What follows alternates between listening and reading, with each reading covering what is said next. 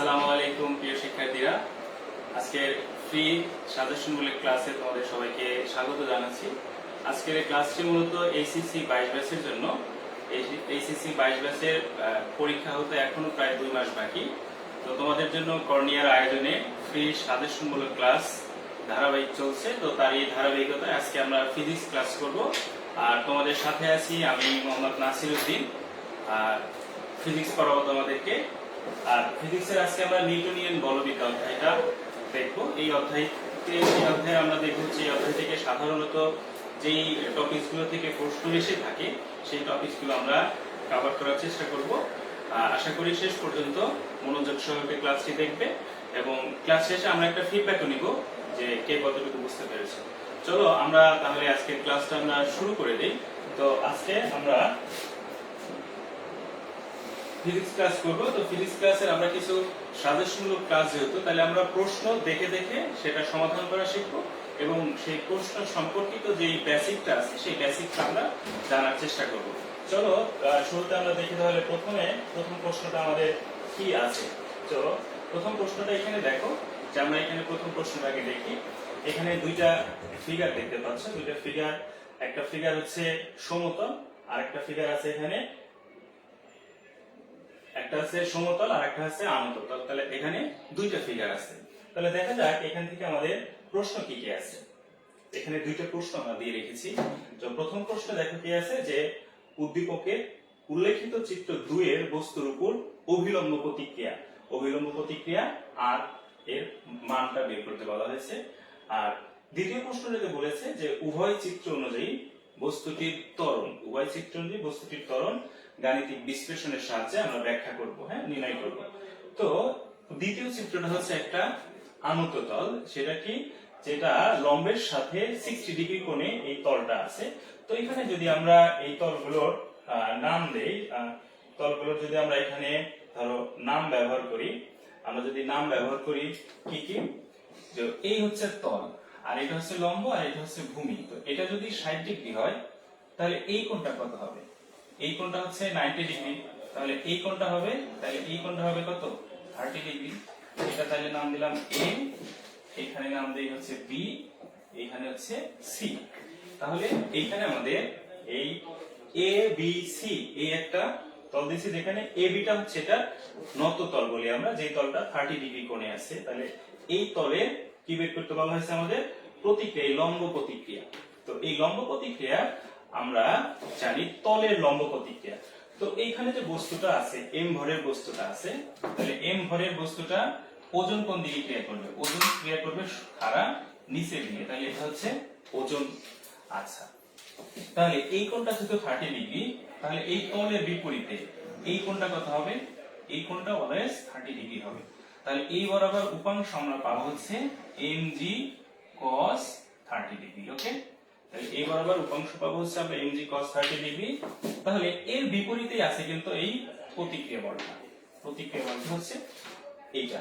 আর এই তল বরাবর নিচের দিকে উপাংশ তাহলে আমরা পাবো, এটা যেহেতু mg, এটা mg cos, তাহলে এই বরাবর আমরা পাবো হচ্ছে mg, এখানে আমরা পাবো হচ্ছে sin 30।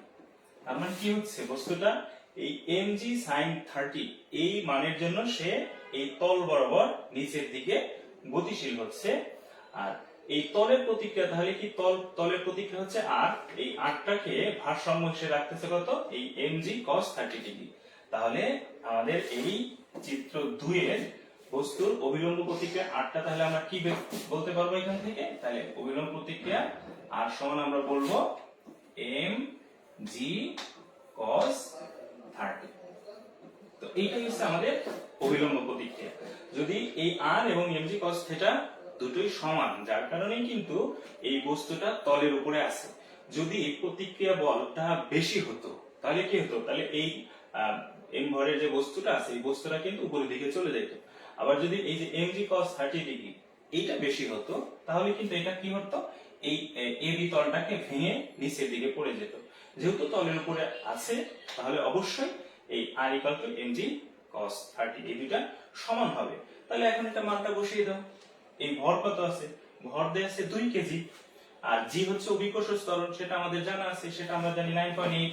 তাহলে এখানে আমরা বসাই তাহলে কত 2g হচ্ছে 9.8 আর cos 30 ডিগ্রির মান কত জানো তোমরা cos 30 ডিগ্রির মান আমরা জানি কত √3/2 তাহলে এটা সবগুলো এবার বসিয়ে দাও আমরা যদি একটু ক্যালকুলেটর দেখি তাহলে ক্যালকুলেটর আমরা মানগুলো যদি বসিয়ে দেই তোমরা মানটা বসাও তাহলে 2 গুণন 9.8 তারপরে আমরা cos 30 তাহলে এখানে আমরা পাবো হচ্ছে 16.97 তাহলে 16.97 নিউটন যেহেতু এটা প্রতিক্রিয়া বল তাহলে প্রতিক্রিয়া বল কি হবে অবশ্যই একক হচ্ছে নিউটন তাহলে আমরা কিন্তু প্রথম প্রশ্নটা পেয়ে গেলাম যে 16.97 নিউটন আচ্ছা এখন এইদিকে খেয়াল করা যদি আমাদের চিত্র 1 এর প্রতিক্রিয়া বল বের করতে বলতো যদি চিত্র 1 এর প্রতিক্রিয়া বল বের করতে বলা হতো তাহলে কি হতো 1 এর প্রতিক্রিয়া বল আমরা এখানে দেখি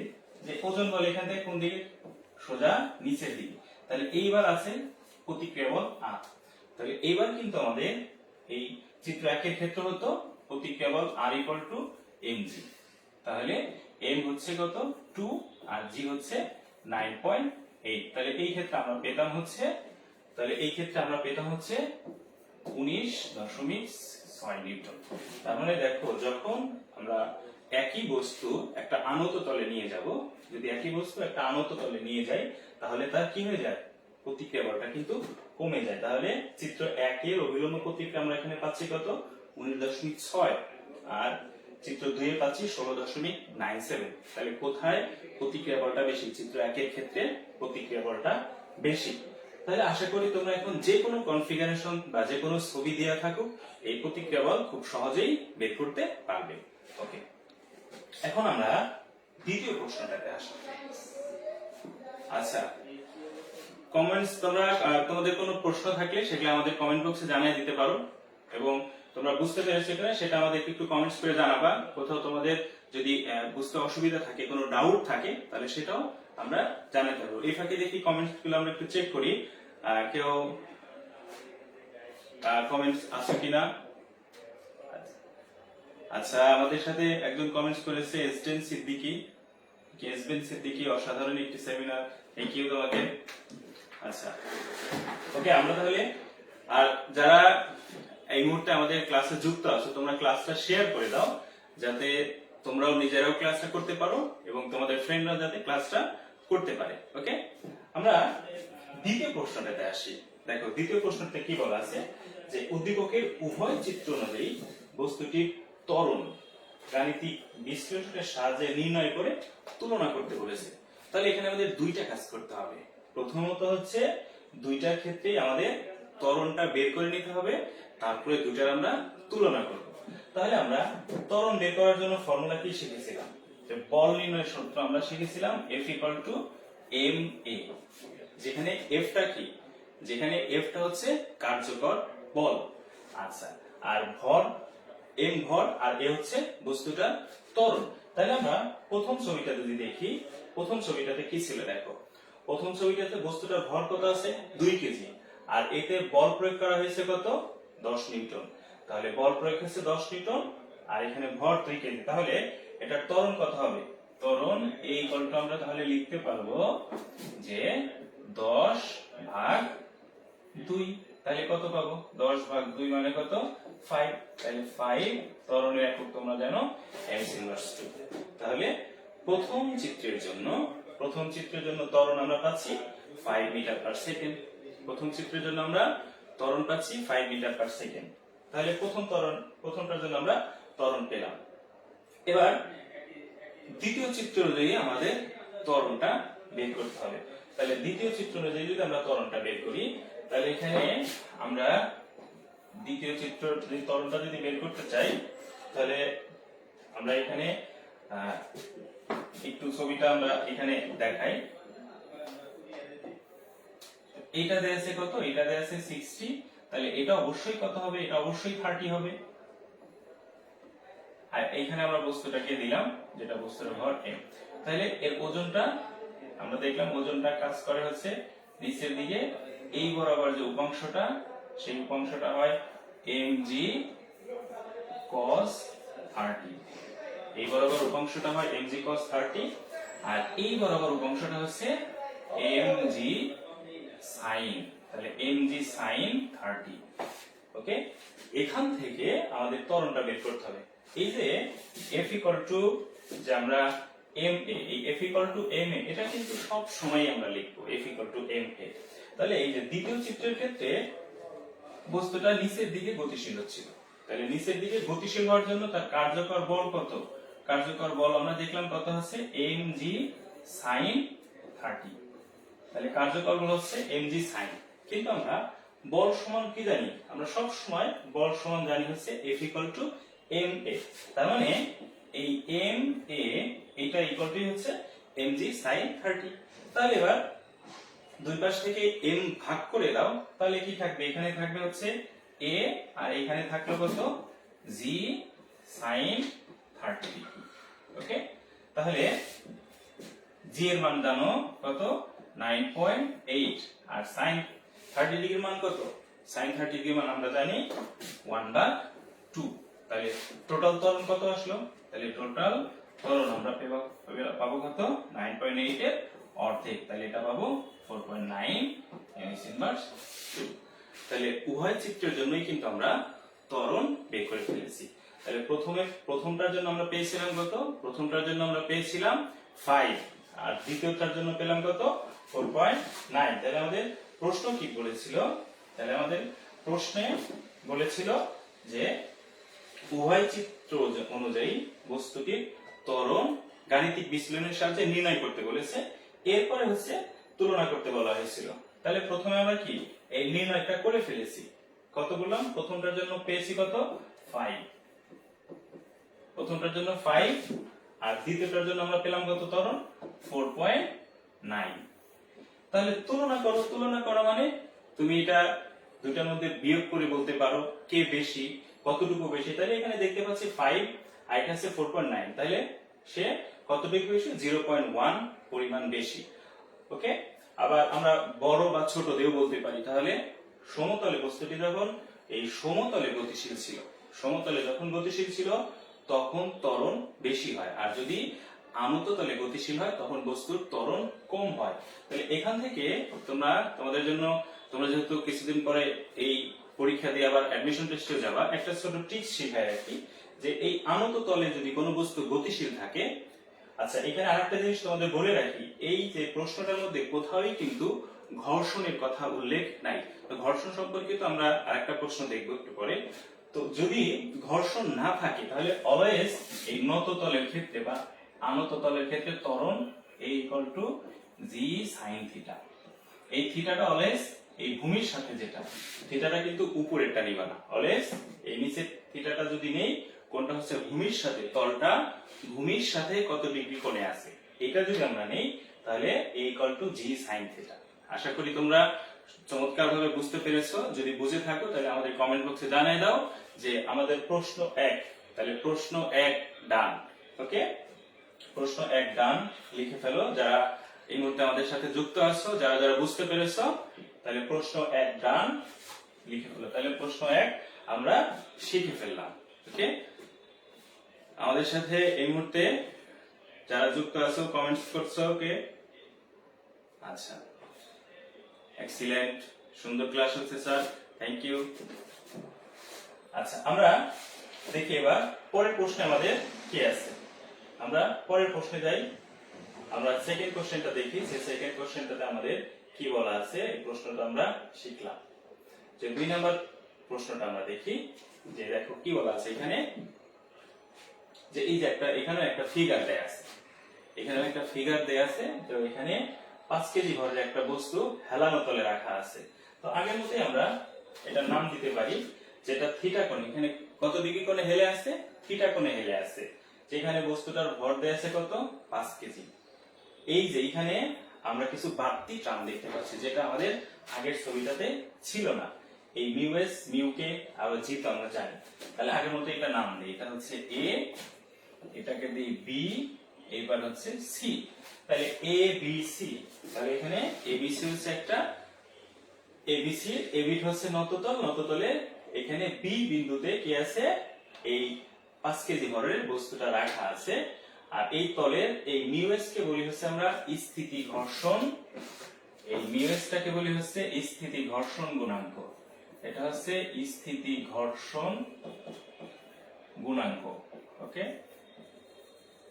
আর এই যে মিউকে, এই মিউকে কে বলা হয়েছে গতীয় ঘর্ষণ গুণাঙ্ক।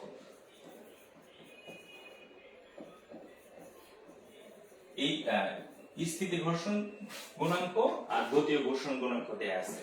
তার মানে আগের প্রশ্নটা দেখলাম সেখানে ঘর্ষণ নিয়ে কোনো কথা ছিল না, এই প্রশ্নটাতে ঘর্ষণ যদি উল্লেখ করে দেয় তাহলে আমাদের কি ধরনের প্রশ্ন আসতে পারে। তাহলে আমরা এবার প্রশ্নটা দেখি যে কি প্রশ্ন আছে। আচ্ছা, তো এখানে বলেছে, প্রথম প্রশ্ন বলেছে যে থিটা এর মান কত হলে বস্তুটি কেবল চলতে শুরু করবে সেটা নির্ণয় করো। তাহলে থিটা এর মান, তার মানে এই যে এখানে থিটা, এই থিটা এর মানটা বের করতে বলা হয়েছে যে থিটা এর মানটা কত হলে এই যে বস্তুটা রাখা আছে এই বস্তুটা চলতে শুরু করবে। তো এখানে বলে রাখি সেটা হচ্ছে যে কোন নত তলের, এই যে একটা তলের উপরে তুমি একটা বস্তু রাখলা, যেই কোণে বস্তুটা তলটাকে যতটুকু বাঁকা করলে চলা শুরু করবে বা চলার উপক্রম হয় সেই কোণটাকেই বলি হচ্ছে আমরা স্থিতি কোণ বা নিশ্চল কোণ। তো এই যে থিটাটাই আমাদের বের করতে হবে। এটা আমরা এই যখন চলা শুরু করবে তখন যে ঘর্ষণ বল কাজ করে তখন সেটাকে বলি হচ্ছে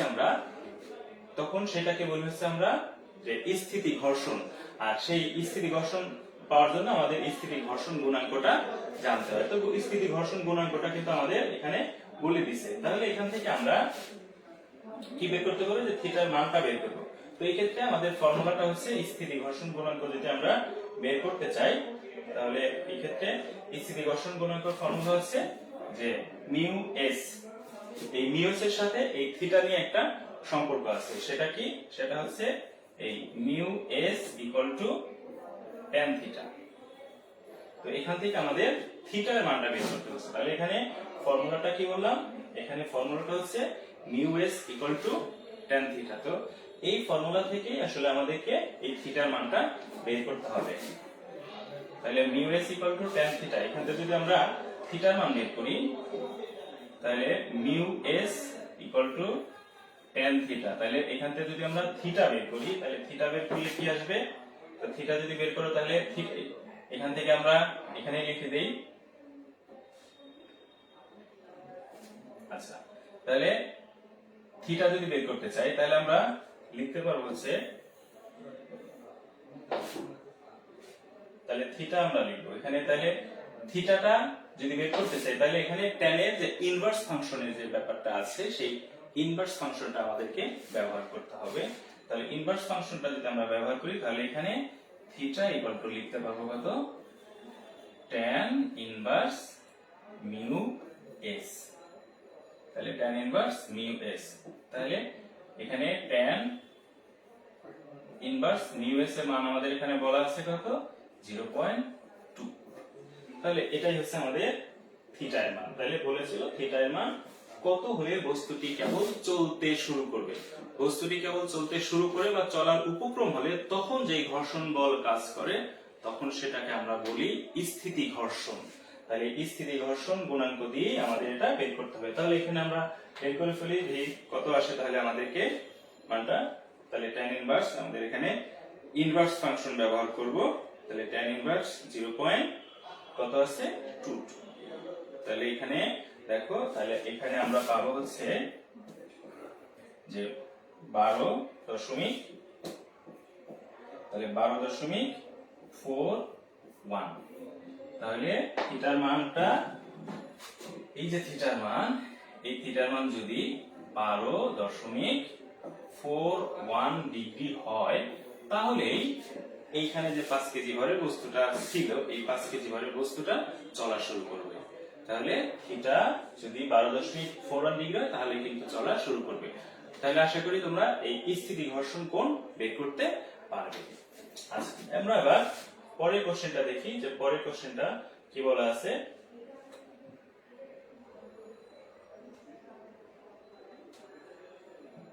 পরের কোশ্চেনটা আছে দেখো কি, যে স্থিতি কোণে নামতে শুরু করার পর, তাহলে যে স্থিতি কোণে মানে কি, আমরা যে এই যে থিটার মানটা পেলাম যেটা 12.41, এটাকে আমরা বললাম হচ্ছে স্থিতিকোণ। তাহলে স্থিতিকোণে নামতে শুরু করার পর বস্তুটি সমবেগে নিচে নামবে কিনা গাণিতিকভাবে বিশ্লেষণ করতে হবে। তাহলে সমবেগে নামবে কিনা, সমবেগে নামা মানে ত্বরণ শূন্য। তাহলে এখানে এই প্রশ্ন থেকে আসলে আমরা কি বের করব? এই প্রশ্ন থেকে আসলে আমরা বের করব হচ্ছে ত্বরণ, ঠিক আছে? তো ত্বরণ বের করব, দেখি ত্বরণ কত। যদি ত্বরণ শূন্য হয় তাহলে আমরা বলবো সমবেগে গতিশীল হবে বা সমবেগে নিচে নামবে। আর যদি ত্বরণের একটা মান পাই তাহলে তখন আমরা বলবো এটা সমবেগে নামবে না। তাহলে এখান থেকে আমাদের ত্বরণ বের করতে হবে। আচ্ছা, আমরা এর আগের কোশ্চেনটা যখন সমাধান করলাম তখন কি দেখেছিলাম যে কোন একটা বস্তু এই নত তল বরাবর নামার ক্ষেত্রে ওজন বলের একটা অংশ কাজ করে। সেটা আমরা দেখেছিলাম কোন অংশ? সেটা এই নিচের দিক বরাবর কোন অংশ ছিল? নিচের দিক বরাবর আমরা দেখেছিলাম যে mg sin থিটা, তাই না? এই mg sin থিটা এই উপাংশটা কাজ করেছিল।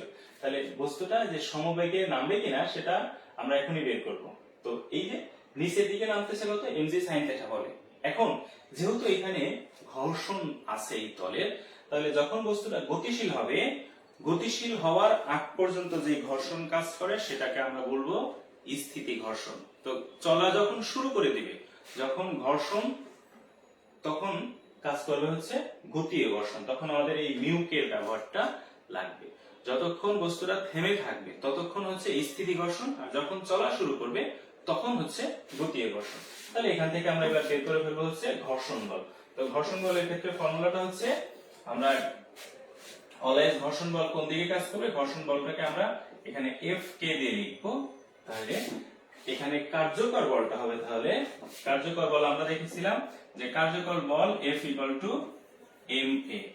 তো mg sin থিটা যেহেতু নিচের দিকে নামছে, তার মানে mg sin থিটা নিচের দিকে কাজ করতেছে, ঘর্ষণ বল তার বিপরীতে।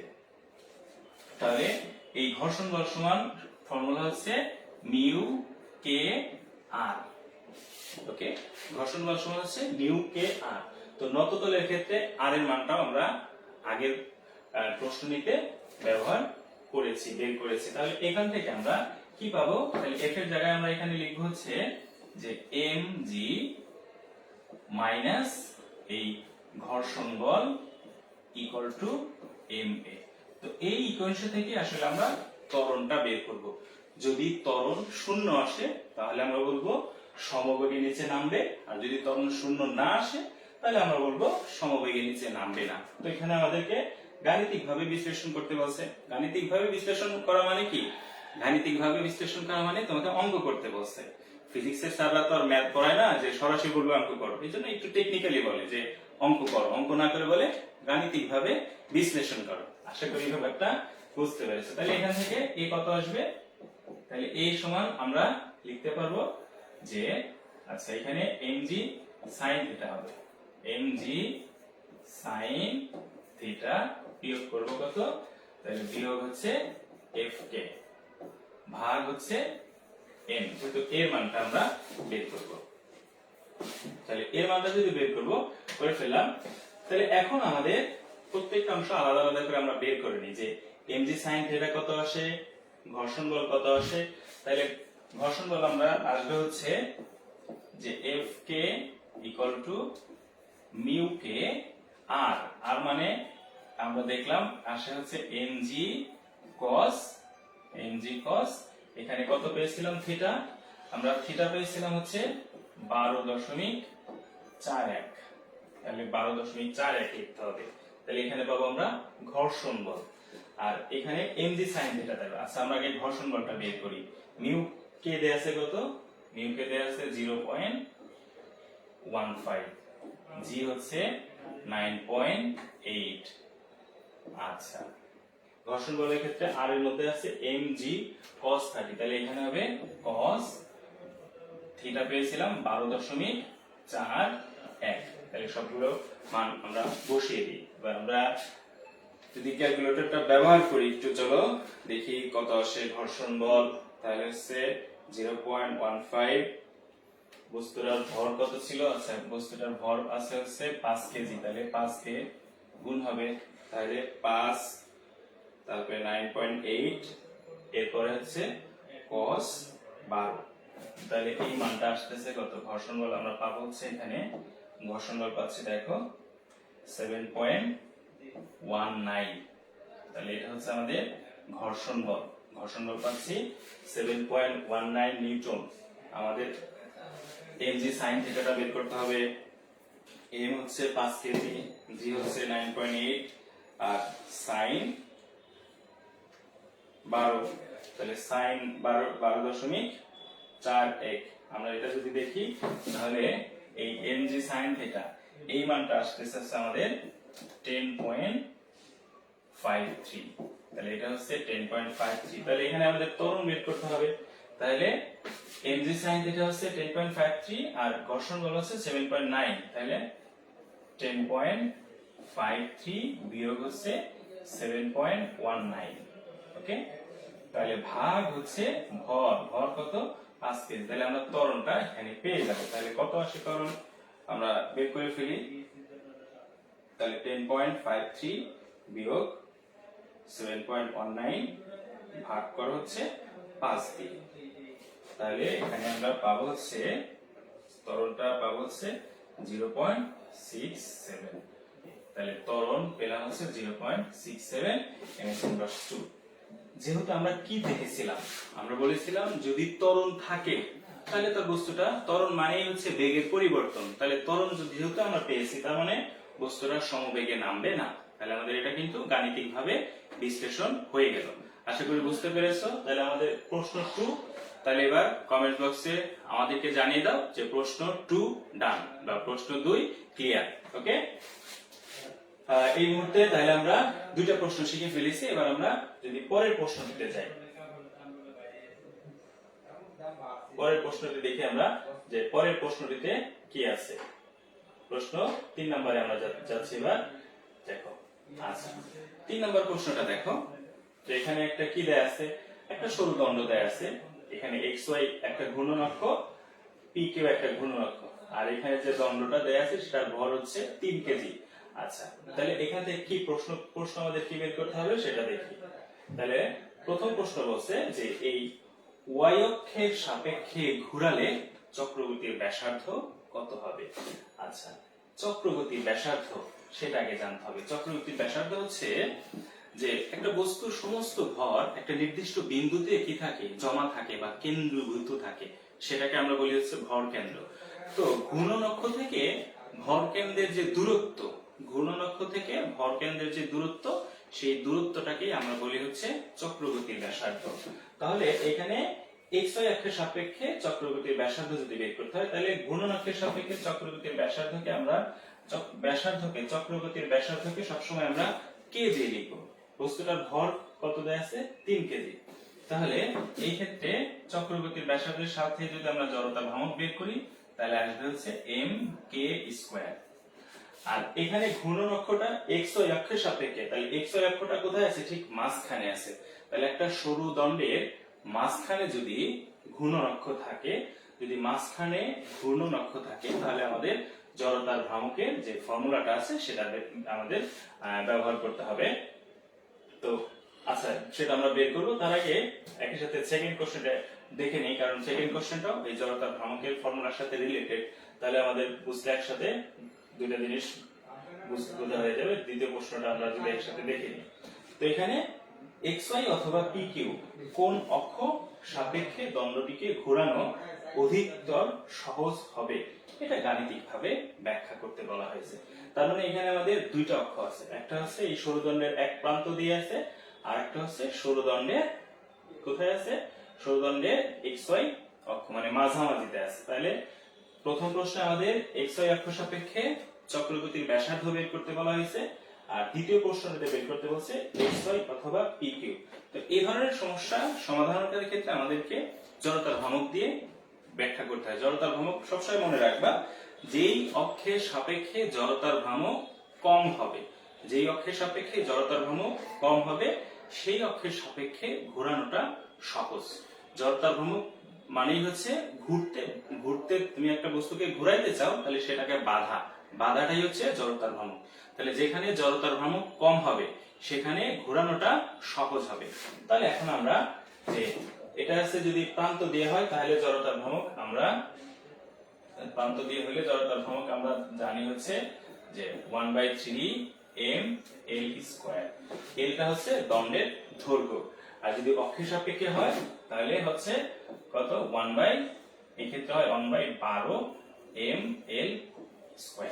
তাহলে দেখো যে কোনটাতে তোমার এই জড়তার ভ্রামক কম, যেটাতে জড়তার ভ্রামক কম হবে সেটা থেকে ঘোরানোটা সহজ। তাহলে এখানে আছে ml² কে এটা হচ্ছে 3 ভাগ আর এখানে হচ্ছে 12 ভাগ। তাহলে অবশ্যই এই যে জড়তার ভ্রামক যেখানে আমরা এইটা পাবো 1/3 ml², সেই অক্ষ সাপেক্ষে ঘোরানোটা সহজ হবে, সেই অক্ষ সাপেক্ষে ঘোরানোটা সহজ হবে। আর প্রথম প্রশ্নটা কি বলেছিল যে দণ্ডটিকে x অক্ষে ঘোরালে চক্রগতির ব্যাসার্ধ। তাহলে চক্রগতির ব্যাসার্ধ একসাথে দুটোই শিখে ফেলি। পরীক্ষায় এখানে তো প্রশ্ন দিয়েছি xy অক্ষের সাপেক্ষে ঘোরাও, তো পরীক্ষায় কিন্তু পিকিউ দিতে পারে, যে কোনোটাই দিতে পারে। তাহলে অলওয়েজ কি বলছিলাম আমরা, জড়তার ভ্রামক হলে কত হবে I = mk², অলওয়েজ। তাহলে এখন যদি আমরা এক প্রান্ত দিয়ে বলি, তাহলে প্রান্ত দিয়ে বলি আর মধ্যবিন্দু বলি, তাহলে কি লিখবো? তাহলে একবার লিখবো হচ্ছে 1/3 ml², আবার আরেকবার একই সূত্র, জাস্ট চেঞ্জ হয়ে যাবে কত 1/12 ml²। তো এখান থেকে দুই ক্ষেত্রে কিন্তু এখানে একটাতে বড় ইংলিশ আর একটাতে ছোট ইংলিশ। তো এখানে হচ্ছে বড় ইংলিশ বলছি ভর কেন্দ্র, আর এখানে যেহেতু টোটাল ভর দেয়া আছে 3 কেজি, তাহলে ভর কেন্দ্রের ভর আর এই ভর দুটি কি হবে, সমান হবে। তাহলে এই দুটো সমীকরণ থেকে আমরা কে বের করতে পারবো। তো প্রশ্নে এখানে আমাদের x অক্ষ বলছে, তাহলে x অক্ষের জন্য আমরা বের করব। তাহলে এখন k = এখানে আমরা কি বলতে আসবে, কি বলতে পারবো, k = তাহলে mm ক্যান্সেল, তাহলে k² তাহলে পাবো হচ্ছে k² যেহেতু আছে তাহলে l/√3, আর যদি এক প্রান্ত দিয়ে বলতো তাহলে k কত হচ্ছে l/√12। আশা করি ব্যাপারটা ক্লিয়ার। তোমাদের কিন্তু এই জড়তার ভ্রামক নিয়ে তোমরা একটু গুলিয়ে ফেলো। আশা করি আজকে ক্লাসটা করার পর তোমাদের জড়তার ভ্রামক নিয়ে আর কোনো সমস্যা থাকবে না। তো এখন পর্যন্ত যে প্রশ্নগুলো এসে থাকে এরকম সিম্পল প্রশ্নগুলো এসে থাকে, ভয় পাওয়ার কোনো কারণ নেই। তাহলে আমরা 3 নম্বর প্রশ্নটা শিখে ফেললাম। তো এবার কমেন্ট বক্সে আমাদের জানিয়ে দাও তাহলে প্রশ্ন 3 ডান। ওকে, প্রশ্ন 3 ডান। তাহলে তিনটি প্রশ্ন কিন্তু আমরা খুব চমৎকার ভাবে শিখে গেলাম। তো যারা যারা ক্লাসে আসো, আগের ক্লাসগুলো আগের শুরু থেকে যারা আসো তাদেরকে আমরা ধন্যবাদ জানাচ্ছি যে তোমরা শেখার প্রতি যে তোমাদের আগ্রহটা, সেই আগ্রহটাকে আমরা অলওয়েজ কি জানাই, স্যালুট জানাই। তো আমরা এবার পরের প্রশ্নটাতে যাব। তো পরের প্রশ্নটাতে যাই, দেখি কি আছে প্রশ্ন 4-এ যদি আমরা যাই। আচ্ছা দেখো, এইটা হচ্ছে এই টপিক থেকে, যদিও যারা ঢাকা বোর্ড আসছো তাদের এই টপিক থেকে হচ্ছে এই যে 21 সালে প্রশ্ন এসেছিল। আবার এবার যারা 22 সালে পরীক্ষা দেবে, তোমরা জানো তোমাদের শর্ট সিলেবাসে পরীক্ষা হচ্ছে এবং তোমাদের যে 8টা সেট থাকবে সেখান থেকে মাত্র 3টা উত্তর করতে হবে। তো 3টা করতে গেলে এই টপিকটা যদি টাচ করো খুবই ইজি। তো এই প্রশ্নটা এই নিউটনের বলবিদ্যায় এসেই থাকে, এটা এবার আসছে তাই বলে আবার যে সামনে আসবে না ব্যাপারটা কিন্তু এমন না, এবং অন্যান্য বোর্ডে যারা আসো তারাও শেখো। তো এই ব্যাপারটা হচ্ছে খুবই চমৎকার একটা, এটা হচ্ছে আমরা রাস্তার ব্যাংকিং কোণের যে ব্যাপারটা সেইটা দিয়ে হচ্ছে বুঝে থাকি। তাহলে এখানে কি বলা আছে দেখো, এখানে আমাদের এই যে আরেকটা জিনিস সবসময় মনে রাখবে, এরকম সিকিউ যে থাকবে, সিকিউ মানে এক একটা গল্প, ঠিক আছে, এক একটা গল্প, এক একটা মুভি মনে করবে, এক একটা গল্প। তো এই আমাদের যে এখানে প্রশ্ন 4, এই প্রশ্ন 4-এর যে গল্পটা আছে, এই গল্পের নায়ককে দেখো তো, এখানে গল্পের নায়ককে, নায়ক হচ্ছে, এই গল্পের নায়ক হচ্ছে আমাদের অপু। তো অপু কি করছে দেখো, এখানে আমাদের গল্পের নায়ক হচ্ছে অপু। সে 20 মিটার ব্যাসার্ধ বিশিষ্ট একটা বৃত্তাকার মাঠের চারপাশে সর্বোচ্চ 30 ডিগ্রি কোণে কেন্দ্রের দিকে হেলান অবস্থায় নিরাপদে সাইকেল চালাতে পারে। সে সাইকেল চালাচ্ছিল ঘন্টায় 20 কিলোমিটার বেগে। তাহলে আমাদের গল্পের নায়কটার মোটরসাইকেল নাই, সে এজন্য বাইসাইকেল চালাইছে নাকি, সাইকেল বলছে। তাহলে সাইকেল বলতে আমরা পা দিয়ে চালাই সেই সাইকেলই বলি, মোটরসাইকেল বা বাইক তো আর এখানে বলে নাই। তাহলে আমরা সবাই ওর জন্য দোয়া করি ও যাতে খুব শীঘ্রই বাইক কিনতে পারে। হ্যাঁ, তাহলে আমাদের গল্পের নায়ক হচ্ছে অপু। সে 20 মিটার ব্যাসার্ধ বিশিষ্ট একটা বৃত্তাকার মাঠের চারপাশে সে ঘুরতেছে কত ডিগ্রি কোণে বাঁকা হয়ে, 30 ডিগ্রি কোণে বাঁকা হয়ে। আচ্ছা, সে কত ডিগ্রি কোণে সাইকেল চালাচ্ছিল? সে সাইকেল চালাচ্ছিল হচ্ছে ঘন্টায় 20 কিলোমিটার বেগে। তাহলে এখান থেকে আমাদের প্রশ্ন কি আছে সেটা দেখি, চলো। আচ্ছা, দুইটা প্রশ্ন এখানে আমরা দিয়েছি। দুইটা প্রশ্ন দেখো কি আছে। প্রথম প্রশ্ন আছে এই যে বৃত্তাকার পথ, বৃত্তাকার পথে 5 কিলোমিটার সমান পথ অতিক্রম করতে কতবার মাঠ তাকে প্রদক্ষিণ করতে হবে। তো আমরা যদি একটা বৃত্তাকার মাঠ দেখি, যে বৃত্তাকার মাঠের চারপাশে সে ঘুরতেছে, তো বলছে যে 5 কিলোমিটারের সমান পথ যদি অতিক্রম করতে চায় তাহলে তাকে কতবার ঘুরতে হবে। মাঠটা কেমন হয়? মাঠটা হলে বৃত্তাকার। তো এই বৃত্তাকার মাঠে ব্যাসার্ধ যদি আমরা আর বলি, তাহলে এখান থেকে যাত্রা শুরু করে সে যদি সম্পূর্ণ মাঠ ঘুরে এখানে আসে, তাহলে সে একবার ঘুরে আসলে, একবার প্রদক্ষিণ করলে সে কতটুকু দূরত্ব অতিক্রম করবে? ওই মাঠের পরিধির সমান। তাহলে পরিধি আমরা জানি কত, 2 পাই আর। ওকে, তাহলে সে কত পথ পাড়ি দিতে চায়? 5 কিলোমিটার। তাহলে আমরা ধরে নেই যে সে n সংখ্যক বার প্রদক্ষিণ করবে। তাহলে n ইনটু একবার ঘুরলে হয় 2 পাই আর ইকুয়াল টু কত? এই দুটোর সমান হবে কত? 5 কিলোমিটার। আমরা তাহলে মিটার নিলে 1000 দিয়ে গুণ করে দিব। তাহলে এই হচ্ছে 5 কিলোমিটার। তাহলে এখান থেকে আমাদের n এর মানটা বের করতে হবে। তাহলে n ইকুয়াল টু কত? তাহলে এখানে এই 5000 ভাগ 2 পাই হচ্ছে 3.1416 আর ব্যাসার্ধ কত দেয়া আছে? 20 মিটার। তাহলে এখানে হচ্ছে 20। তাহলে এটা ক্যালকুলেটর চাপো, এটা প্রায় 40 এর কাছাকাছি একটা মান আসে। দেখো 39.78। তাহলে এটা প্রায় 40। তাহলে সে যদি ওই বৃত্তাকার মাঠে 5 কিলোমিটারের সমান পথ পাড়ি দিতে চায়, তাকে প্রায় 40 বার ঘুরতে হবে। যদি প্রায় 40 বার ঘুরে, তাহলে তাকে সে 5 কিলোমিটার সমান পথ পাড়ি দিতে পারবে। কয়বার ঘুরতে হবে? প্রায় 40 বার। তার বেগ ছিল কিন্তু ঘন্টায় 20 কিলোমিটার।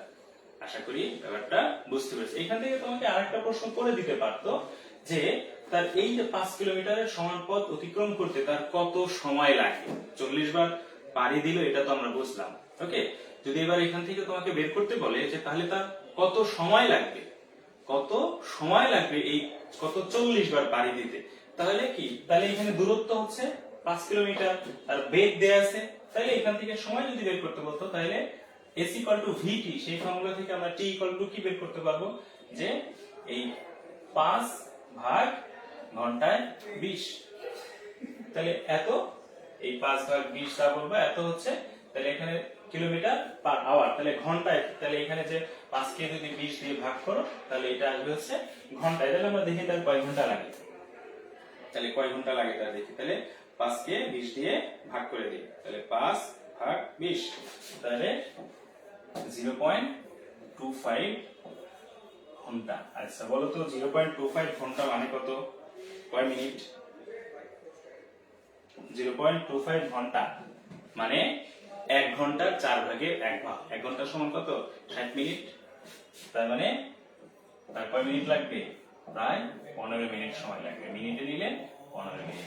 তাহলে আশা করি প্রথম প্রশ্নটা বুঝে গেছো। প্রথম প্রশ্ন আমরা কি পেয়ে গেলাম যে দুইটা একই সাথে কিন্তু আমরা একাধিক প্রশ্ন একটা, এখান থেকে কি কি প্রশ্ন হইতে পারে সবগুলোই কিন্তু শিখে যাচ্ছি। আচ্ছা, তাহলে কত মিনিট লাগবে? তার 15 মিনিট। আর সে যদি 5 কিলোমিটার পথ পাড়ি দিতে চায়, তাহলে তার লাগবে কত? 40 বার তাকে ঘুরে আসতে হবে। আশা করি বুঝতে পেরেছো। আচ্ছা, এবার আমরা পরের প্রশ্নটাতে যাব। তার আগে তোমরা আরেকবার কমেন্টস করে জানাও যে এই প্রশ্ন 4 এর ক ডান, যারা বুঝতে পেরেছে। ওকে, দ্বিতীয় প্রশ্নটা বলেছিল, দেখো যে এই যে মাঠটা আছে, যে এই মাঠে দ্বিগুণ বেগে অপু নিরাপদে পথ অতিক্রম করতে পারবে কিনা। যে নিরাপদে পথ অতিক্রম করতে পারবে পারবে কিনা, যে নিরাপদে পথ অতিক্রম করার শর্তটা আসলে আমাদের জানতে হবে। সে কি বলছিলাম, ব্যাংকিং কোণের সেই ব্যাপারটা। তাহলে তাহলে যদি দ্বিগুণ বেগ, তাহলে তার বেগ কত, এখানে বেগ আছে হচ্ছে 20, দ্বিগুণ বেগ মানে কত, সে যদি বেগ 40 কিলোমিটার বেগে, যদি সে 40 কিলোমিটার বেগে সাইকেল চালায়, ওকে, তাহলে সে কত ডিগ্রি কোণে বলা ছিল, সর্বোচ্চ 30 ডিগ্রি কোণে নিরাপদে হেলতে পারে। তাহলে সর্বোচ্চ 30 ডিগ্রি কোণে নিরাপদে হেলতে পারে। তো এই যে যদি কোণের মানটা দেয়া থাকে, যদি কোণের মানটা দেয়া থাকে, তাহলে আমরা সর্বোচ্চ কোন একটা রাস্তা বা কোন একটা পথের সর্বোচ্চ যে বেগ, সেই বেগটা আমরা বের করে থাকি হচ্ছে, ফর্মুলাটা আমাদের হচ্ছে এই যে এরকম, যে v square equal to r g tan theta. এই থিটাটা এখানে বলা আছে কত, 30, তাহলে এখানে v কত আসে, v equal to root over r, r হচ্ছে 20, g হচ্ছে 9.8, আর এখানে tan 30 ডিগ্রি। তাহলে আমরা এটা হচ্ছে ওই মাঠের চারপাশে নিরাপদে চলার সর্বোচ্চ বেগ, সর্বোচ্চ গতিসীমা। তাহলে কত আসে দেখি আমরা, আর হচ্ছে 20, তারপরে হচ্ছে জি হচ্ছে 9.8, আর এরপরে আছে কত, tan 30 ডিগ্রি। এটার আমরা রুট নিব, এটা যদি রুট ওভার দেই তাহলে আমাদের আসতেছে কত, 10.63। আচ্ছা, এখানে যেহেতু আমরা মিটারে রাখছি, তাহলে এই বেগটা হচ্ছে মিটার পার সেকেন্ডে। তাহলে এটা হচ্ছে এই মাঠের চারপাশে কত নিরাপদে চলার সর্বোচ্চ বেগ, অর্থাৎ কেউ একজন সর্বোচ্চ 10.63 মিটার পার সেকেন্ড বেগে নিরাপদে চলতে পারবে। আচ্ছা, এবার আমরা দেখি সে তার বেগ আগে কত ছিল, তার বেগ আগে ছিল কত, ঘন্টায় 20 কিলোমিটার। এটাকে যদি আমরা ঘন্টা থেকে, ঘন্টায় কিলোমিটার পার আওয়ার থেকে যদি আমরা মিটার পার সেকেন্ডে নিই, তাহলে সবচেয়ে সহজ হিসাব করে দেই, করবা হচ্ছে কিলোমিটার পার আওয়ার থেকে যদি মিটার পার সেকেন্ডে নিতে চাও, তাহলে এটা এখানে একটা শর্টকাট মনে রাখো, যে n ভাগ 3.6, nটা হচ্ছে যত কিলোমিটার পার আওয়ার আছে। এটা কিভাবে আসছে, ওই যে তোমরা যে বিস্তারিত নিয়ম করো, যে 1000 দিয়ে ভাগ, 3600 দিয়ে গুণ, ওটার সংক্ষিপ্ত রূপটাই হচ্ছে এটা। তাহলে 20 কে তুমি এখানে তাহলে 20 ভাগ 3.6, তাহলে কত পাবা, এখানে তাহলে পাবা হচ্ছে 5.5, তাহলে 5.55, তাহলে 5.5 হচ্ছে এত বেগে চালাচ্ছিল। এখন প্রশ্ন করেছে যে সে দ্বিগুণ বেগে, তাহলে 5.55 কে তুমি এবার যদি দ্বিগুণ করো, তাহলে আগে যা পেয়েছো সেটাকে 2 দিয়ে গুণ করো, 2 দিয়ে যদি গুণ করো, তাহলে তার দ্বিগুণ বেগটা কত হয় দেখো তো, এটাকে গুণ করলে আসবে হচ্ছে 11.11।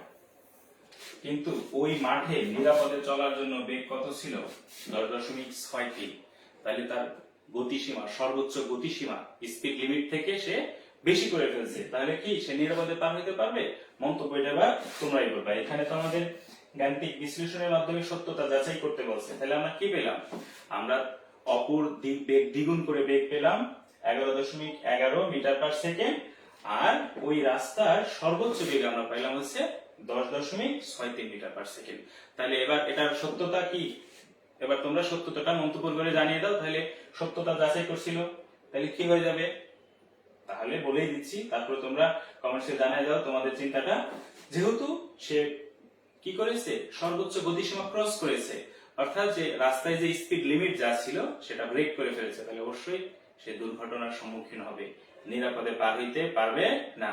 তো তোমরা যারা বাইক চালাও, রাস্তায় দেখবা যে গতিসীমা কিন্তু লেখা থাকে, বিশেষ করে ঢাকা শহরে যে ফ্লাইওভারে যদি যাও, আবার রাস্তায় যারা হাইওয়েতে যদি চলাচল করো, রাস্তায় কিন্তু ওই হিসাব করেই দেয়া থাকে যে সর্বোচ্চ গতিসীমা। তো এটা ক্রস করলেই কিন্তু বিপদে পড়ে যাওয়া। তো আশা করি স্পিড লিমিট মেনে চলবা, হ্যাঁ। আর ফিজিক্স যেহেতু শিখতেছো, স্পিড লিমিট না মানলে কি ঘটনা ঘটবে বুঝতেই পারতেছো, দুর্ঘটনার সম্মুখীন হয়ে যাবা। ওকে, আমরা 4 নম্বর প্রশ্ন করে ফেললাম। তো যারা বুঝতে পেরেছো তাহলে আমাদের কমেন্ট জানাই দাও, প্রশ্ন 4 ডান। ওকে, আমরা এবার পরের প্রশ্নতে যাই। চলো, তাহলে পরের প্রশ্নতে কি আছে দেখি। পরের প্রশ্নটা আমরা এবার আসি। প্রশ্ন নাম্বার 5। প্রশ্ন নাম্বার 5 হচ্ছে আমাদের এই রাস্তার ব্যাংকিং সম্পর্কিত। এখানে কি বলা আছে, রাস্তার কোন এক বাঁকের ব্যাসার্ধ কত দেয়া আছে 50 মিটার, আর রাস্তার উভয় পাশের যে উচ্চতা, সেই উভয় পাশের উচ্চতা দেয়া আছে কত 0.5, আর রাস্তার প্রস্থ দেয়া আছে 5 মিটার। 5 মিটার মোটামুটি বড়ই চড়া রাস্তা আছে, কিন্তু বাঁকের ব্যাসার্ধ হচ্ছে 50, তার মানে হঠাৎ করে টান নিছে। তাহলে এখান থেকে কি প্রশ্ন করছে আমাদের, দেখি আমরা প্রশ্ন কি পাই। এখান থেকে প্রশ্ন আসছে যে প্রথম প্রশ্নে রাস্তার প্রকৃত ব্যাংকিং কোণ কত। প্রথমে বের করতে বলছে আমাদের ব্যাংকিং কোণ, এরপরে আবার সেই আগের প্রশ্নের মতোই যে রাস্তায় কোনো একটা গাড়ি যদি ঘন্টায় 108 কিলোমিটার বেগে চলে, তাহলে সে নিরাপদে চালানো সম্ভব কিনা, সে নিরাপদে ওই রাস্তাটা পার হইতে পারবে কিনা যাচাই করতে বলছে। এটা আমরা যাচাই করে ফেলি, চলো। তো এটা আমরা আগের মতোই প্রথমে আমাদের রাস্তার ব্যাংকিং কোণটা বের করতে হবে। আচ্ছা, এখানে বলে রাখি যে ব্যাংকিং কোণটা কি। ব্যাংকিং কোণটা হচ্ছে যে রাস্তার মোড়ে কি করেছে, যে ভেতরের প্রান্ত থেকে বাইরের প্রান্ত একটু উঁচু রাখা হয়, যাতে গাড়িটা বাঁকা হয়ে খুব সহজেই মোড় নিতে পারে। ওই যতটুকু বাঁকা করা হয়, তো ওই বাঁকাটাকেই বলা হয় আসলে রাস্তার ব্যাংকিং। আর রাস্তার ব্যাংকিং কোণের যে ফর্মুলাটা আমাদের ছিল, রাস্তার ব্যাংকিং কোণের ফর্মুলা হচ্ছে যে sin theta equal to H ভাগ হচ্ছে ডি। এইচটা হচ্ছে রাস্তার দুই প্রান্তের উচ্চতার পার্থক্য, আর ডিটা হচ্ছে রাস্তার প্রস্থ। আর যদি আরোহী বা গাড়ির ব্যাংকিং কোণ বলে, এটা হচ্ছে রাস্তার ব্যাংকিং কোণ। যদি আরোহী ব্যাংকিং কোণ বলে, তাহলে আরোহী ব্যাংকিং কোণের ফর্মুলা হচ্ছে tan থিটা। তাহলে tan theta equal to V square ভাগ আর জি। তাহলে রাস্তার ব্যাংকিং কোণ যেটা আমাদের কাছে চেয়েছে, তাহলে রাস্তার ব্যাংকিং কোণ আমরা বের করি। তাহলে এখানে কি লিখবো, তাহলে এখানে আমরা লিখবো এইচ দেওয়া আছে কত 0.5, আর ডি দেওয়া আছে 5 মিটার। তাহলে এখান থেকে আমরা এবার থিটা কত আসবে, তাহলে থিটা ইকুয়াল টু আমরা এখানে লিখতে পারবো হচ্ছে sin ইনভার্স 0.5 ভাগ হচ্ছে 5। তাহলে এটাকে আবার আমরা যদি ক্যালকুলেটরে বসাই দেই, দেখো এটার মান পেয়ে যাওয়া হচ্ছে 5.74 ডিগ্রি। তাহলে রাস্তার প্রকৃত ব্যাংকিং কোণ কত 5.74। তাহলে আমাদের সিভিল ইঞ্জিনিয়াররা যখন ওই রাস্তাটা বানাইছিল, তখন রাস্তাটার দুই প্রান্তের একটা থেকে আরেকটার কৌণিক ডিসটেন্স কতটুকু রেখেছিল 5.74। তো রাস্তায় যে গতিসীমা হিসাব করে, তারা কিন্তু এই ব্যাংকিং কোণ হিসাব করেই কিন্তু সর্বোচ্চ গতিসীমা দেয়। তাহলে রাস্তার ব্যাংকিং কোণ আমরা জেনে গেলাম।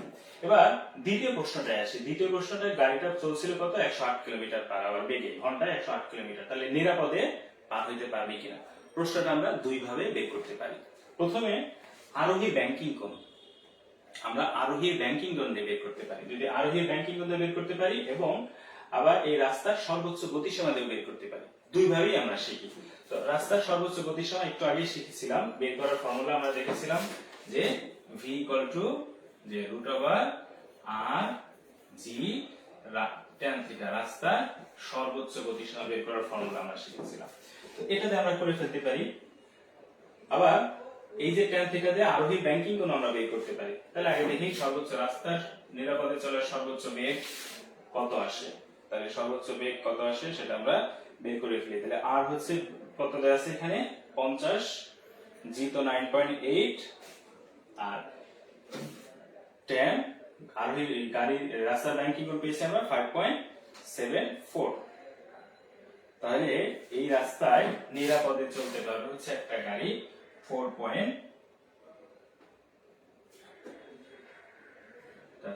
না, এখানে আমরা পাবো হচ্ছে নিরাপদে চলতে পারবে হচ্ছে,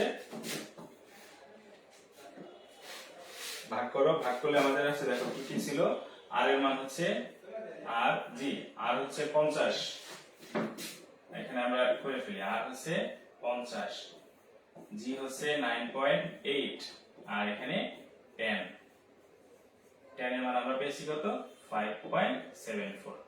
তাহলে সবগুলো যদি বসাই, তাহলে আমরা পাচ্ছি হচ্ছে 7.02। 7.02 মিটার পার সেকেন্ড। তাহলে এটা হচ্ছে সর্বোচ্চ, এই রাস্তায় সর্বোচ্চ 7.02 মিটার পার সেকেন্ড বেগে একটা গাড়ি নিরাপদে চলতে পারবে। আর দেখি গাড়িটা কতটা চলতেছিল, 108 কিলোমিটার পার আওয়ার বেগে। তাহলে 108 কে যদি আমরা মিটার পার সেকেন্ডে নেই, কি বলছিলাম 3.6 দিয়ে ভাগ করব, তাহলে এটাকে 3.6 দিয়ে ভাগ করো, তাহলে কত পাবা? তাহলে পাবা হচ্ছে 30 মিটার পার সেকেন্ড। তাহলে দেখো রাস্তার স্পিড লিমিট হচ্ছে কত? রাস্তার স্পিড লিমিট হচ্ছে 7.02।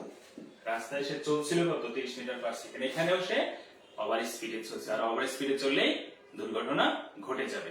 আশা করি বুঝতে পেরেছো। তাহলে আমরা এটা বেগ দিয়ে করতে পারি। আর একটা বলেছিলাম ব্যাংকিং কোণ দিয়ে করতে পারি। তো রাস্তার ব্যাংকিং কোণ তো ফিক্সড দেয়া থাকে কত? 5.74। যদি আরোহী ব্যাংকিং কোণ এই রাস্তার ব্যাংকিং কোণের সমান অথবা ছোট হয় তাহলে নিরাপদে পার হইতে পারবে, আর যদি বেশি হয়ে যায় তাহলে নিরাপদে পার হইতে পারবে না। তাহলে আমরা আরোহী ব্যাংকিং কোণটা বের করতে পারি। তাহলে এখানে বেগ তো আমরা 30 পেয়েছি, তাহলে এখান থেকে যদি আমরা করি তাহলে কত আসবে? তাহলে আরোহীর ব্যাংকিং কোণ আমরা ব্যাংকিং কোণ দিয়ে করব। যদি ব্যাংকিং কোণ দিয়ে করতে চাই তাহলে কি পেয়েছিলাম আমরা? রাস্তার ব্যাংকিং কোণ পেয়েছিলাম হচ্ছে, রাস্তার ব্যাংকিং কোণ পেয়েছিলাম কত? 5.74। তাহলে আরোহী ব্যাংকিং কোণের ফর্মুলা আমরা বললাম কত? tan theta equal to v square ভাগ rg। তাহলে v আমরা পেলাম কত? 30 স্কয়ার ভাগ r হচ্ছে 50, g হচ্ছে 9.8। তাহলে কত পাই আমরা? তাহলে থিটা ইকুয়াল টু কত হবে? তাহলে theta equal to tan inverse এই 30 স্কয়ার ভাগ 50 গুণন 9.8। তাহলে দেখি আমরা এটা কত পাই। আবার আমরা একটু হিসাব করি। তাহলে 30 স্কয়ার ভাগ হচ্ছে 50 ভাগ হচ্ছে 9.8। তাহলে এখানে আমরা পাচ্ছি, তাহলে এখানে পাচ্ছি tan ইনভার্স 1.84। তাহলে tan ইনভার্স কত আসে? ইনভার্স দাও। tan inverse 1.84। তাহলে কত আসে? 61, অনেক বেশি, 61.48 ডিগ্রি। ঠিক আছে। তাহলে আরোহী রাস্তার ব্যাংকিং কোণ ছিল 5.74। হ্যাঁ, রাস্তার ব্যাংকিং কোণ ছিল 5.74, আর আরোহী বাঁকা হয়েছে কত? 6.18। তাহলে বাঁকা হওয়ার কথা মাত্র 5.74, সে বাঁকা হয়ে গেছে আরো বেশি। তাহলে সে কি রাস্তায় থাকতে পারবে? রাস্তায় থাকতে পারবে না, সে রাস্তা থেকে ছিটকে পড়ে যাবে। আশা করি বুঝতে পেরেছো। তাহলে এই ব্যাপারগুলো হিসাব করে কিন্তু তোমরা যারা গাড়ি চালাও তারা কিন্তু এই ব্যাংকিং কোণ হিসাব করে গাড়ি চালাবা। ওকে। তাহলে আশা করি আজকে ফিজিক্স ক্লাসে আমরা গাড়ি চালানো শিখে যাচ্ছি, যে কত বেগে গাড়ি চালালে নিরাপদে পার হইতে পারবো, কত কোণে বাঁকা হইলে আমি নিরাপদে পার হইতে পারবো। তো এবার লিখে ফেলো তাহলে প্রশ্ন 5 ক্লিয়ার, প্রশ্ন 5 ডান। এবার আমরা পরের কোশ্চেনটাতে চলে যাব। দেখি আমাদের পরের কোশ্চেনে কি আছে। আচ্ছা, প্রশ্ন এবার 6।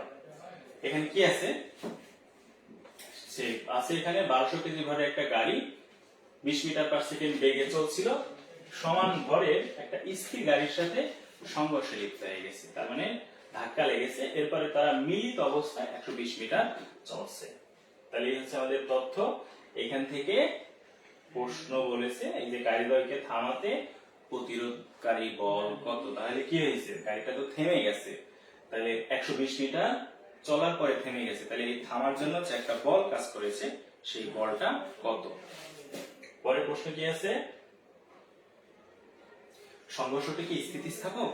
প্রশ্ন করেছে তোমার কাছে যে সংঘর্ষটি কি স্থিতিস্থাপক? তোমার উত্তরের সপক্ষে গাণিতিক যুক্তি দাও।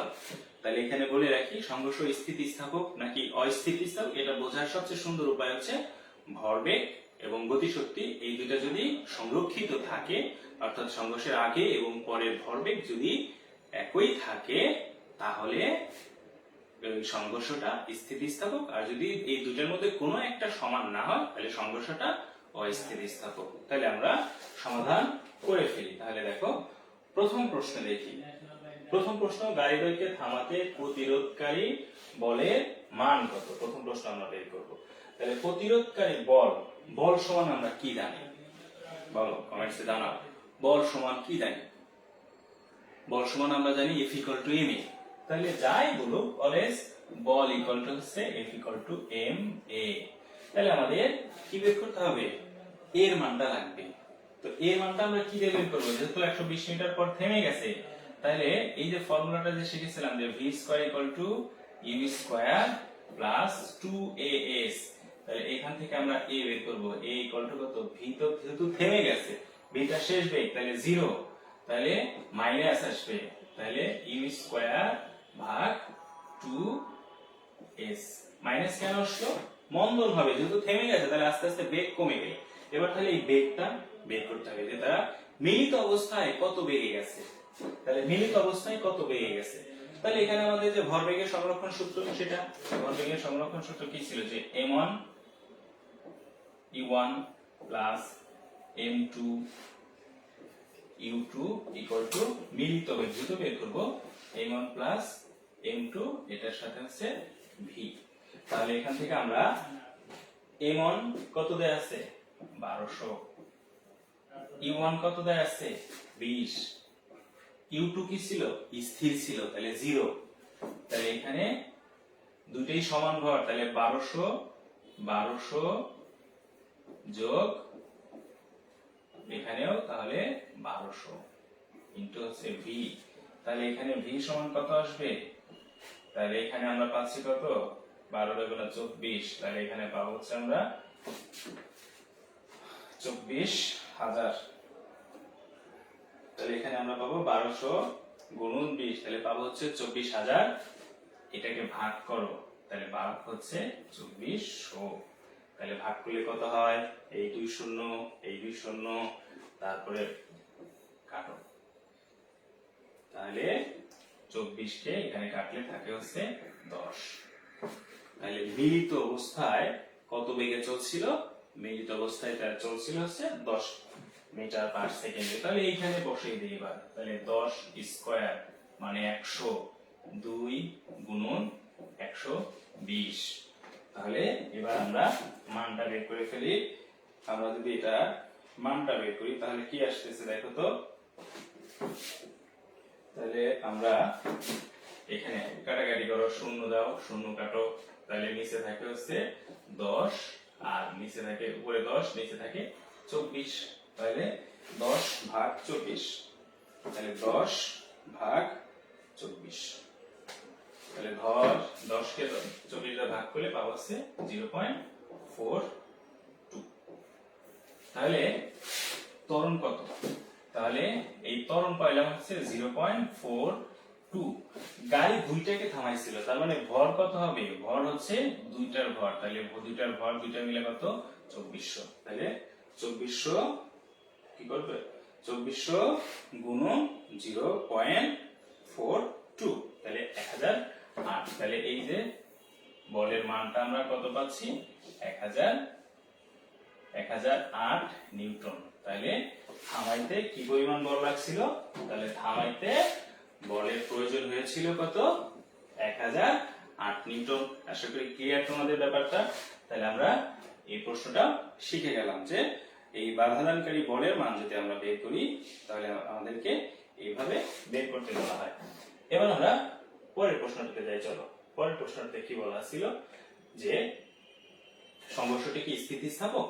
এবং উত্তরের সপক্ষে যুক্তি দাও। তো এই স্থিতিস্থাপক নাকি অস্থিতিস্থাপক এটা বের করার জন্য আমরা বলছি সংঘর্ষের আগের ভরবেগ এবং সংঘর্ষের পরের ভরবেগ যদি সমান থাকে এবং গতিশক্তি যদি সমান থাকে তাহলে আমরা বের করব। তাহলে দেখি আমরা ভরবেগেরটা যদি বের করি, ভরবেগ যদি বের করি আমরা তো মিলিত বেগটা পেয়েছিলাম, তাই না?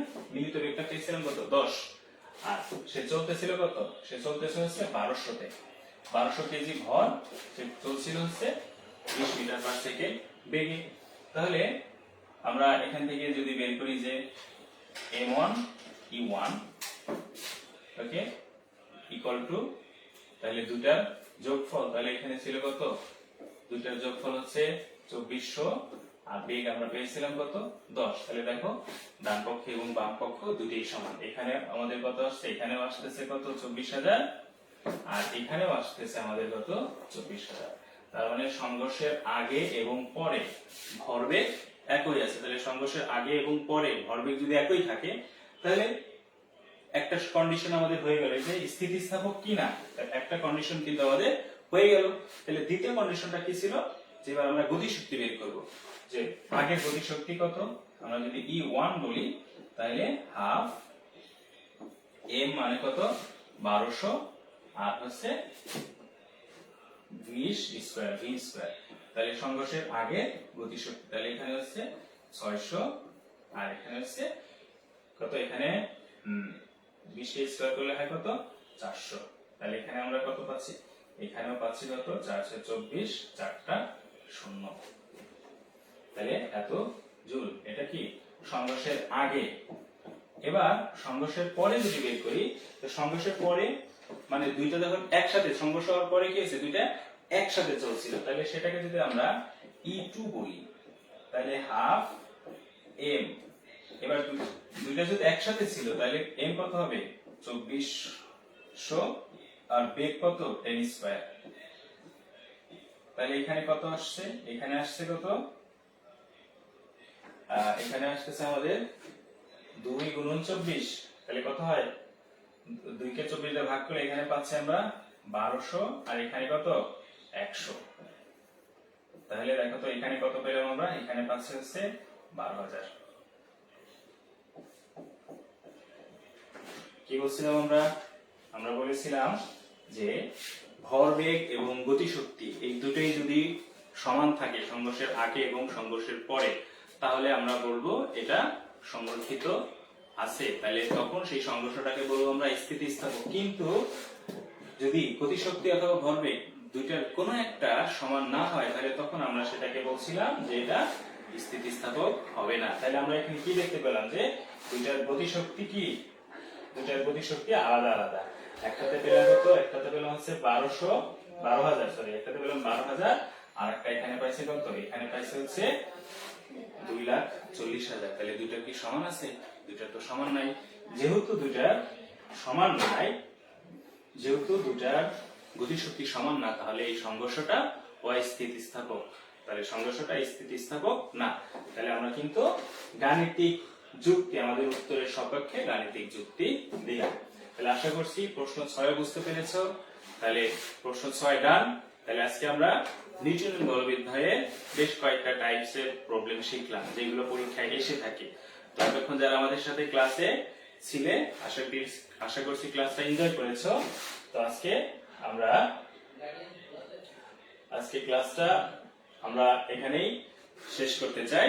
নেক্সট ক্লাসে তোমাদের সাথে আবার দেখা হবে নতুন কোনো টপিকস নিয়ে, নতুন কোনো অধ্যায়। সে পর্যন্ত সবাই ভালো থাকবা, সুস্থ থাকবা, আর হচ্ছে বন্ধুদেরকে জানায় রাখবা যে এই যে কর্নিয়ার এই পেজে কিন্তু প্রত্যেক দিন তোমরা যারা এসএসসি 5 বছরের পরীক্ষার্থী আছো, প্রত্যেক দিনই এই সন্ধ্যাবেলায় ফ্রি ক্লাস চলবে, সাজেশনমূলক ক্লাস।